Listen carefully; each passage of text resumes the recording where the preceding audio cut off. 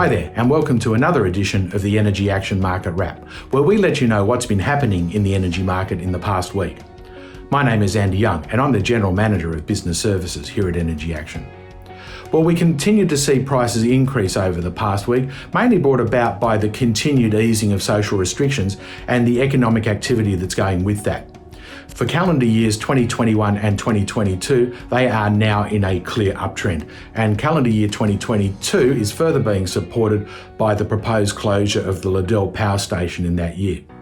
While 2023 is not quite as actively traded, we're actually seeing that starting to increase as well.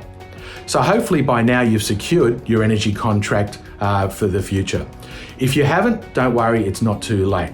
If you've got a contract that's expiring anywhere between now and say the end of 2021, now is still a good time to look for contracts beyond that period. Pricing for calendar year 2021 has increased quite sharply for New South Wales, Victoria and South Australia recently, while prices for 2022 and 2023 have not risen quite so sharply. Queensland is lagging behind a little bit, but we're also seeing that to start moving upwards as well.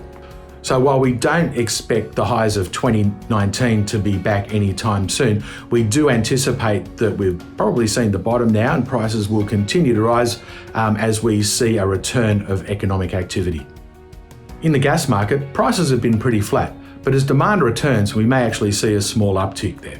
But we expect gas prices in the wholesale market to remain fairly subdued, mainly as a result of increased supply in 2019, but also as a result of the sudden shock brought about by the economic lockdown. For larger users, maybe a wholesale approach to purchasing energy may be the way to go, opposed to entering into fixed price agreements. Although this approach means that gas prices are variable, the savings that you can get through entering into wholesale gas agreements actually make it quite exciting.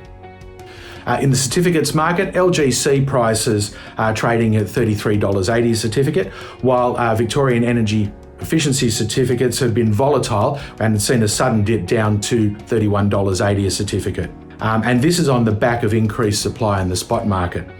The market expected an increase in the 2021 target for Victorian energy upgrades, which would have led to an increase in VEEC prices.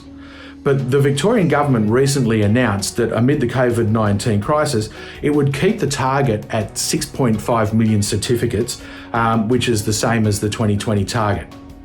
This has led to an increase in supply in VEECs in the spot market and subsequently a drop in the price. Energy savings certificates, or ESCIs in New South Wales, though, have been relatively stable and currently trading at $25 a certificate. In the news this week, the National COVID Coordination Commission has recommended the federal government take immediate action to create an energy market that can replicate the US with gas available at just $4 a gigajoule, more than half the current levels. It has called for possible intervention by the government to underwrite parts of the industry, ease regulatory hurdles, and take stakes in pipelines to in a bid to boost manufacturing.